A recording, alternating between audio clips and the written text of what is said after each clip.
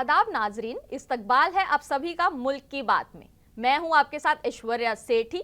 खबरें शुरू करने से पहले एक नजर सुर्खियों पर। इजराइल के खिलाफ तुर्की का बड़ा कदम, इजराइल से सारे रिश्ते किए खत्म। दुबई में सानिया मिर्जा को मिला बड़ा एजाज, Sania Mirza Dubai sports ambassador मुकर्रर। असदुद्दीन ओवैसी को सोलापुर पुलिस का नोटिस, हिदायत मिली तो 15 मिनट की दिलाई याद। MP MLA कोर्ट भेजा जा सकता है इंजीनियर राशिद का मामला, सुनवाई 20 नवंबर को होगी अब अगली सुनवाई।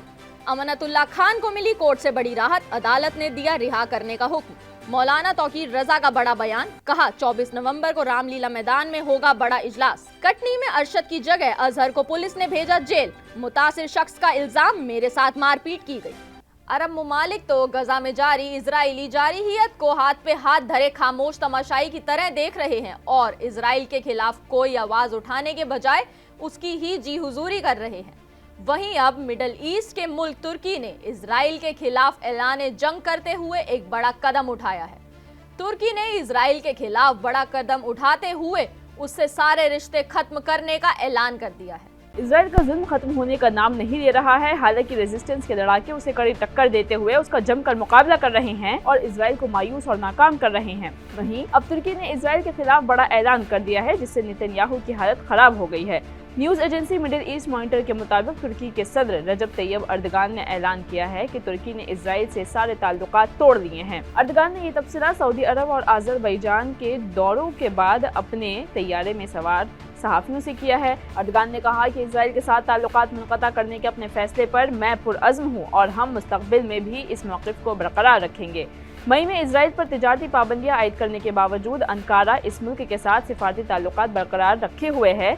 अगरचे तुर्क हुकूमत ने गुज़िश्ता साल बाज़ाब्ता तौर पर अपने सफ़ीर को मुशावरत के लिए वापस बुला लिया था, लेकिन तेल अवीव में तुर्की सिफारती मिशन खुले और काम कर रहे हैं। इसी तरह इजराइल ने इलाकाई सलामती के खतरात का हवाला देते हुए गुज़िश्ता साल अंकारा में अपना सिफारत खाना खाली कर दिया था। अर्दगान ने बुध के रोज इस बात पर भी जोर दिया कि तुर्की इजरायली वजीर आज़म बेंजामिन नेतन्याहू को गजा में उसके इक़दामात के लिए जवाबदेह ठहराने के लिए अपनी ताकत में हर मुमकिन कोशिश करेगी, जिसे इंसानी हुकूक के बैनुल अक़वामी ग्रुपों ने नस्ल कुशी करार दिया है। तुर्की के इस कदम ने इजराइल को हिला कर रख डाला है। तुर्की के इजराइल से ताल्लुकात खत्म करने से अब इजराइल को काफी भारी नुकसान उठाना पड़ सकता है। इंडियन टेनिस खिलाड़ी सानिया मिर्जा ने अपने तलाक के बाद अपनी जिंदगी को पूरी तरह से नया मोड़ दिया है।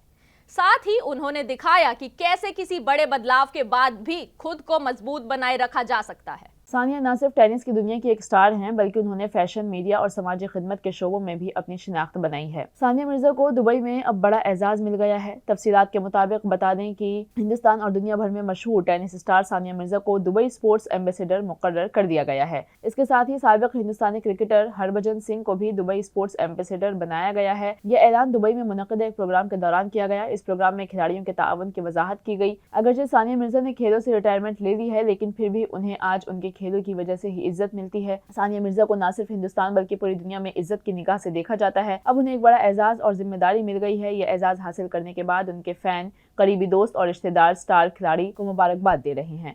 इसके साथ ही सानिया मिर्जा ने इंस्टाग्राम पर इस प्रोग्राम से मुतालिक कई वीडियोस भी शेयर की हैं। सानिया मिर्जा ने पाकिस्तान क्रिकेट टीम के साबिक कप्तान शुएब मलिक के साथ शादी के बाद से दुबई को अपना दूसरा घर समझा है। इस साल के शुरू में उनकी तलाक के बावजूद भी वो अपने बेटे अजहान के साथ दुबई में रह रही हैं, जहाँ अजहान तालीम हासिल कर रहा है और फुटबॉल की मशक भी ले रहा है। ऑल इंडिया मजलिस इत्तेहादुल मुस्लिमीन के लीडर असदुद्दीन ओवैसी को महाराष्ट्र के सोलापुर में उनकी स्पीच के लिए नोटिस दिया गया है।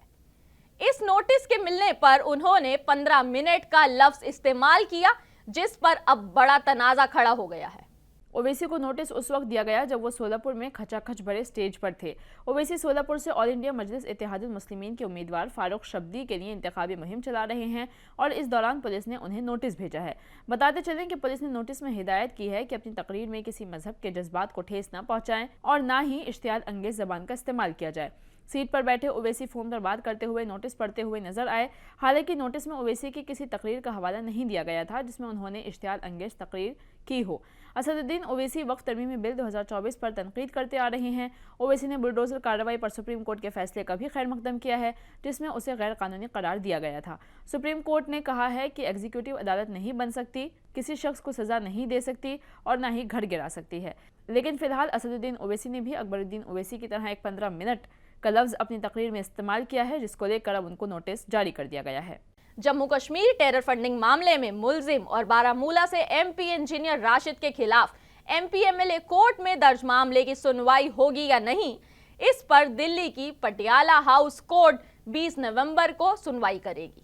मालूमात के मुताबिक एडिशनल सेशन जज चंद्रजीत सिंह ने कहा है कि केस को एमपी एमएलए कोर्ट में मुंतकिल किया जा सकता है। एनआईए ने केस पर दलाइल पेश करने के लिए वक्त मांगा है, जिसके बाद अदालत ने 20 नवंबर को समाअत का हुक्म दिया है। बता दें कि अदालत 19 नवंबर को बाकायदा जमानत की दरख्वास्त पर फैसला सुनाएगी। 28 अक्टूबर को इंजीनियर राशिद ने तिहाड़ जेल में खुद सुपुर्दगी की थी। 10 सितंबर को पटियाला हाउस कोर्ट ने इंजीनियर राशिद को जम्मू कश्मीर में असेंबली इंतखाबी मुहिम में हिस्सा लेने के लिए 2 अक्टूबर तक अबूरी जमानत दी थी, जिसके बाद अदालत ने इंजीनियर राशिद की अबूरी जमानत में 2 बार तौसी भी की है। दिल्ली के राउज एवेन्यू कोर्ट ने हाल ही में आम आदमी पार्टी के एमएलए अमानतुल्लाह खान को बड़ी राहत दी है। खुसूसी अदालत ने ईडी के जरिए दायर चार्जशीट पर नोटिस लेने में इनकार कर दिया है। समाअत के दौरान अदालत ने दलाइल को सुना, जिसमें ईडी ने कहा कि खान पर मुकदमा चलाने के लिए काफी सबूत मौजूद हैं, लेकिन अदालत ने वाज़ेह तौर पर कहा कि सामने वाली पार्टी के पास खान के खिलाफ कोई ठोस सबूत नहीं था, जिससे उन्हें बड़ी राहत मिल गई है। ये समाअत खुसूसी जज जितेंद्र सिंह की अदालत में हुई। अदालत ने इस केस में मरियम सिद्दीकी को भी बरी कर दिया है। ईडी ने उनके खिलाफ कोई ठोस सबूत पेश नहीं किया है, जिससे उन्हें राहत मिली है। अदालत ने अमानतुल्लाह खान को 1 लाख रुपए के मचलके पर रिहा करने की हिदायत दी है। जो लोग इस केस से परेशान थे, उनके लिए यह फैसला बहुत अहम है और ये फैसला उनके लिए अहम मोड़ साबित हो सकता है, क्योंकि इससे उनकी सियासी पोजीशन पर मुस्बत असरात मुरत्तिब हो सकते हैं। बता दें कि 29 अक्टूबर को ईडी ने 110 सफ़हात की पहली ज़िमनी इस्तिगासा की शिकायत दर्ज की थी। इस चार्जशीट में मरियम सिद्दीकी का नाम भी शामिल था। मुस्लिम मजहबी रहनुमा और इत्तेहाद मिल्लत परिषद के सरबराह तौकीर रजा खान ने बड़ा बयान दिया है, जिसमें उन्होंने कहा है कि हुकूमत नबी की शान में गुस्ताखी करने वालों की हिमायत कर रही है और उन्हें बचा रही है। इसलिए हम लोग हुकूमत के खिलाफ 24 नवंबर को रामलीला मैदान में बड़ा आंदोलन करेंगे। उन्होंने मीडिया से बात करते हुए और क्या कुछ कहा, आइए सुनते हैं। कि जान मांगो तो जान देंगे, माल मांगो तो माल देंगे, मगर ये हमसे ना होगा हरगिज, नबी का जाहो जलाल देंगे। तो नबी की इज्जत और नामूस पर हमारे माँ बाप कुर्बान, हमारे ख़ानदान कुर्बान, हमारा सब कुछ कुर्बान। हुकूमत उन गुस्ताखी करने वालों की हिमायत कर रही है, सरपरस्ती कर रही है, उनको शरण देने का काम कर रही है। उन पर जो कार्रवाई की जानी चाहिए वो नहीं की गई है। तो अल्लाह को गाली देने का मतलब अपने ईश्वर को गाली देना, भगवान को गाली देना। तो मुस्लिम नफरत में जो लोग भगवान को अपने गाली दे रहे हैं, इससे हिंदुस्तान का माहौल बिगड़ने का अंदेशा है। तो माननीय नरेंद्र मोदी को अभी तक इस बात का एहसास नहीं होगा कि इससे अंदर अंदर कितना माहौल ख़राब हो रहा है। वो एहसास कराने के लिए राजधर्म का पालन बाकायदा किया जाए, ये एहसास कराने के लिए हम अपनी मांगों को लेकर 24 तारीख को रामलीला ग्राउंड में जमा हो रहे हैं। मध्य प्रदेश के कटनी जिले से एक हैरान करने वाला मामला सामने आया है, जहां दबंगों ने अजहर को अरशद समझकर पहले तो उसे अगवा किया और उसके साथ मारपीट की। अब इस मामले में बड़ा खुलासा हुआ है। मध्य प्रदेश के कटनी जिले से एक अजीब मामला सामने आया है, जहां एक शख्स ने एसपी ऑफिस पहुंचकर शिकायत दर्ज कराई है। मुतासर ने बताया कि उसका नाम अजहर है, लेकिन इलाके के गुंडों ने उसे अरशद समझकर अगवा कर लिया। उसके बाद उसे बेदर्दी से मारा पीटा गया, फिर झूठा मुकदमा दर्ज करके जेल भेज दिया गया। अब मुतासर ने इंसाफ की अपील की है। इस मामले में दिलचस्प बात यह है कि जिस शख्स को जेल भेजा गया उसका नाम और पता तक नहीं पूछा गया। पुलिस ने अजहर को अरशद समझकर जेल भेज दिया है। अब कीमोड़ के रिहायशी शेख अजहर मंसूरी ने एसपी ऑफिस पहुंचकर एएसपी से शिकायत दर्ज कराई है। उन्होंने वाक़े में मुलव्विस मुलज़मान के खिलाफ सख्त कार्रवाई का मुतालबा भी किया है। आज मुल्क भर के सभी तालीमी इदारों में हिंदुस्तान के पहले वजीर आजम जवाहरलाल नेहरू की सालगिरह के मौके पर यौमी इत्फाल यानी कि चिल्ड्रंस डे मनाया गया। वज़ीर आज़म नरेंद्र मोदी ने मुल्क के पहले वज़ीर आज़म जवाहरलाल नेहरू को उनकी यौम पैदाइश पर खराज अक़ीदत पेश की है। वज़ीर दिफा राजनाथ सिंह ने भी अपने एक्स अकाउंट पर पोस्ट करते हुए उन्हें एहतराम से खराज अक़ीदत पेश की। बता दें कि पंडित नेहरू 14 नवंबर 1879 को इलाहाबाद मौजूदा प्रयागराज उत्तर प्रदेश में पैदा हुए थे। वो मुल्क की आज़ादी की जिद्दोजहद के अहम चेहरों में से एक थे। वो 27 मई 1964 को इस दुनिया को अलविदा कह गए। जवाहरलाल नेहरू की बच्चों से बेपनाह मोहब्बत की वजह से उनके सालगिरह को यौम अतफाल के तौर पर मनाया जाता है, यानी कि चिल्ड्रन डे के तौर पर मनाया जाता है। वज़ीर आज़म नरेंद्र मोदी ने ट्विटर पर एक पोस्ट में लिखा कि मैं अपने साबिक़ वज़ीर आज़म पंडित जवाहरलाल नेहरू को उनकी यौम पैदाइश पर खराज अक़ीदत पेश करता हूँ। वहीं कांग्रेस के बहुत से लीडरान ने उन्हें खिराज अकीदत पेश की है। प्रियंका गांधी शांतिवन पहुंची और उन्हें वहां फूल चढ़ाकर खिराज अकीदत पेश की। साथ ही दिल्ली के वजीर आला आतिशी, दिल्ली के साबिक नायब वजीर आला मनीष सिसोदिया और दिल्ली के साबिक वजीर आला अरविंद केजरीवाल ने भी उन्हें उनकी सालगिरह पर याद किया है। मनीष सिसोदिया, आतिशी और अरविंद केजरीवाल दिल्ली के एक सरकारी स्कूल पहुंचे और बच्चों के दिन के प्रोग्राम में हिस्सा लिया और साथ ही बच्चों से भी उन्होंने मुलाकात की। दिल्ली में आज एयर क्वालिटी संगीन जुमरे में पहुंच गई है और एयर क्वालिटी इंडेक्स यानी कि AQI 500 के पार पहुंच गया है। दिल्ली के 31 इलाकों में आलूदगी इंतहाई खराब जुमरे में पहुंच गई है। बता दें कि सबसे ज्यादा AQI 566 जहांगीरपुरी में दर्ज किया गया है। वहीं पंजाबी बाग और आनंद विहार में 465 AQI दर्ज किया गया है। वहीं दिल्ली में ठंड ने भी दस्तक दे दी है। धुंध और कोहरे की वजह से आज सुबह 8 बजे IGI एयरपोर्ट पर 0 विजिबिलिटी रही, जबकि कुछ जगहों पर विजिबिलिटी 125 से 500 मीटर के बीच रही। भारी कोहरे की वजह से IGI एयरपोर्ट पर 10 फ्लाइट को डाइवर्ट करना पड़ा है। इनमें 9 जयपुर और 1 लखनऊ के लिए डाइवर्ट की गई। सुबह के वक्त सफदरजंग में भी विजिबिलिटी 400 मीटर के आसपास रही।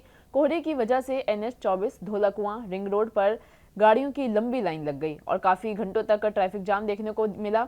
वहीं यूपी और पंजाब में 15 नवंबर तक और हिमाचल में 18 नवंबर तक रात और सुबह के वक्त घने से घना कोहरा छाया रहेगा। हरियाणा के रोहतक में विजिबिलिटी 20 मीटर तक रह गई है, जिससे कई ट्रेनें लेट हुई हैं। 5 जगहों पर हादसे हुए हैं, जिनमें 9 गाड़ियां तबाह हो गई हैं। वजीर दाखिला अमित शाह ने महाराष्ट्र में एक इंतखाबी रैली से खिताब किया। उन्होंने आर्टिकल 370 और मुस्लिम रिजर्वेशन के साथ साथ राम मंदिर के मुद्दे को लेकर गांधी खानदान की तीनों नस्लों पर निशाना साधा। उन्होंने कहा कि अगर इंदिरा गांधी भी जन्नत से उतरकर आ जाएंगी तब भी दफा 370 बहाल नहीं होगी। साथ ही मुस्लिम कोटा तनाज़े को लेकर उन्होंने कहा है कि राहुल गांधी की 4 नस्लें भी मांगें तो मुसलमानों को दलितों, कबाइलों और पसमानदा तबकात के हिस्से के बराबर रिजर्वेशन नहीं दिया जाएगा।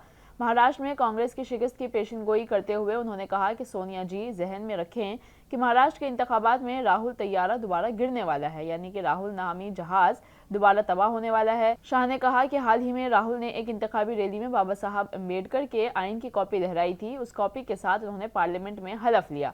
जब वो कॉपी कुछ सहाफियों के हाथ आई तो उसके सफ़हात खाली थे। जाली आइन दिखाकर राहुल ने अवाम का एतमाद तो तोड़ा ही है, साथ ही बाबा साहब की तौहीन भी की है। शाह ने मजीद कहा कि कांग्रेस ने जानबूझकर राम मंदिर की तामीर की इजाजत नहीं दी थी। PM मोदी ने राम मंदिर बनवाया और काशी विश्वनाथ मंदिर की भी राहदारी की, जिसे औरंगजेब ने तबाह कर दिया था। अब आप गुजरात आने के लिए तैयार रहें, क्योंकि यहाँ सोने से सोमनाथ मंदिर भी बनाया जा रहा है। राजस्थान की देवली उनियारा असेंबली में जिमनी इंतखाबात की वोटिंग के दौरान हुआ बवाल रात भर चला। असेंबली हलके के समरावता गांव के आजाद उम्मीदवार नरेश मीणा ने STM को थप्पड़ मार दिया था। बता दें कि वोटिंग का वक्त खत्म होने के बाद गांव वालों ने पोलिंग पार्टियों को रोकने की भी कोशिश की, जिसके बाद पुलिस और गांव वालों के दरमियान जबरदस्त पथराव हुआ। पुलिस ने शरपसंदों से निपटने के लिए आंसू गैस के गोले भी दागे। मुश्तअल लोगों ने SP विकास संगवान की गाड़ी को भी तोड़ डाला। इस दौरान पुलिस ने नरेश मीणा को रात तकरीबन 9 बजे हिरासत में ले लिया। जैसे ही मीणा के हामियों को इस बात का इल्म हुआ तो वो मजीद मुश्तइल हो गए, गुस्से में आ गए और सैकड़ों गांव वालों ने पुलिस वालों को घेर लिया और मीणा को बचाया। वहीं आज सुबह तकरीबन 9:30 बजे नरेश मीणा अचानक समरोता गांव पहुंचे और पुलिस पर हमला करने का इल्जाम लगाया है। मीणा ने कहा कि मैं भागने वालों में से नहीं हूं, मैं गिरफ्तारी का सामना करने के लिए तैयार हूं और मैं खुद को गिरफ्तार कराने आया हूं। बता दें कि राजस्थान एडमिनिस्ट्रेटिव सर्विस यानी कि RAS एसोसिएशन ने नरेश मीणा की गिरफ्तारी का मुतालबा करते हुए हड़ताल शुरू कर दी है। रियासत भर में अफसरान काम नहीं कर रहे हैं। अब तक 60 मुलजमान को गिरफ्तार किया जा चुका है और इस वाक़े में 50 से ज्यादा देहाती और पुलिस एहलकार जख्मी भी हुए हैं। गांव वालों का इल्जाम है कि पुलिस एहलकारों ने गांव में कई गाड़ियों को आग लगा दी है और उनके बच्चों को उठाकर ले गए हैं। कई गांव वालों ने पुलिस से बचने के लिए तालाब में छलांग लगा दी। रात भर पुलिस के छापे की वजह से 100 से ज्यादा लोग गाँव छोड़कर भाग गए हैं। असम के सिलचर शहर से जिरीबाम के रास्ते जरूरी सामान लेकर इन्फाल जा रहे 2 ट्रकों को सुबह अस्करियत पसंदों ने आग लगा दी। वारदात जिरीबाम से 30 किलोमीटर दूर तामेंगलोंग में तहसीम थाने इलाके के तहत लहंगनोम गांव और ओल्ड के फुंडई गांव के बीच हुई। इसके साथ ही मंगल की रात से जिरीबाम के मोटबंग गांव से भी फायरिंग शुरू हो गई। मुसलसल तशद्दुद के पेश नज़र मरकजी हुकूमत ने 2000 इजाफी मरकजी सिक्योरिटी फोर्सेस को रवाना किया है। 20 नई कंपनियों की तैनाती के बाद मणिपुर में रैपिड एक्शन फोर्स समेत मरकजी फोर्सेस की 218 कंपनियां होंगी। इनमें इंडो तिब्बत बॉर्डर पुलिस के एहलकार भी शामिल हैं। दूसरी जानिब जिरीबाम के रिलीफ कैंप से लापता 6 अफराद के बारे में कोई सुराग न मिलने की वजह से मैती के लोगों में शदीद नाराजगी है। ज़िरीबाम में कर्फ्यू नाफिज कर दिया गया है। इस दौरान 13 मैती तंजीमों ने 24 घंटे के बंद की कॉल दी है। ख्वातीन मुजाहिरीन पहले ही कई सड़कें ब्लॉक कर चुकी हैं। पीर को एक तसादुम में मारे गए 10 मुश्तबा जंगजुओं की हलाकत के बाद ज़िरीबाम में सूरत हाल इंतहाई कशीदा है। कुकी तंजीमें इसे फर्जी इनकाउंटर करार देते हुए तहकीकात का मुतालबा कर रही हैं। इसके पेश नज़र मणिपुर पुलिस ने एक तहरीरी बयान में इल्ज़ामात का जवाब दिया है। इसमें कहा गया है कि मसला अस्करियत पसंदों ने घात लगाकर हमला नहीं किया था। जकोरधोर में CRPF चौकी पर अस्करियत पसंदों ने RPG खुदकार हथियारों समेत भारी हथियारों से हमला किया था। जवाबी फायरिंग में वो मारे गए। अगर जवाबी फायरिंग ना होती तो नुकसान बहुत ज्यादा हो सकता था। प्रयागराज में पब्लिक सर्विस कमीशन यानी कि UPPSC के सामने तलबाए एहतिजाज का आज चौथा दिन है। आज सुबह मुजाहिरीन तलबा और पुलिस एहलकारों में झड़प हो गई। एहलकार सादी वर्दी में एहतिजाज पर बैठे तलबा को जबरदस्ती उठाने पहुंचे थे। बताते चलें कि पुलिस को देखते ही तलबा एक दूसरे पर लेट गए। तालिबात का कहना है कि पुलिस एहलकारों ने तालिबात के साथ बदतमीजी की है, ज्यादती भी की गई है। पुलिस की इस कार्रवाई से तलबा मुश्ताइल हो गए हैं और गुस्से में आ गए हैं। तकरीबन 1 घंटे में 10,000 से ज़ायद तलबा कमीशन के करीब पहुंच गए। पुलिस ने बैरिकेड लगाकर कमीशन जाने वाले रास्ते को सील कर दिया था। एहतिजाज करने वाले तलबा ने रुकावटें तोड़ दी। तलबा कमीशन के गेट पर पहुंच गए। अब पुलिस बैकफुट पर है। पुलिस ने कमीशन की इमारत को चारों तरफ से घेरे में ले लिया है। यहाँ डिप्टी CM केशव मौर्य ने भी बयान दिया है। उन्होंने कहा कि अफसरान को तलबा से बात करनी चाहिए और मसले का हल तलाश करना चाहिए। उन्होंने अखिलेश यादव पर भी निशाना साधा है। उन्होंने कहा कि अखिलेश सियासी फायदे के लिए तलबा के जज्बात पर सियासत कर रहे हैं। इस मौक़िफ़ के साथ SP का एक गैर परस्त पार्टी बनना यकीनी है। वहीं इस मामले पर समाजवादी पार्टी के लीडर अखिलेश यादव ने भी ट्वीट किया है। उन्होंने लिखा कि अगर मगरूर BJP हुकूमत ये सोच रही है कि इलाहाबाद में एहतिजाज करने वाले उम्मीदवारों को UPSC से हटाकर वो अपने हुकूक के लिए लड़ने वाले नौजवानों की जमहूरी तहरीक को ख़त्म कर देगी तो ये उसकी बड़ी गलती है। हरकतें जिस्म से नहीं दिमाग से लड़ी जाती हैं और आज तक दुनिया में कोई ऐसी ताकत नहीं जो दिमाग को काबू में कर सके। नाजरीन, मुल्क की बात में आज के लिए बस इतना ही। मुझे दीजिए इजाज़त। आदाब।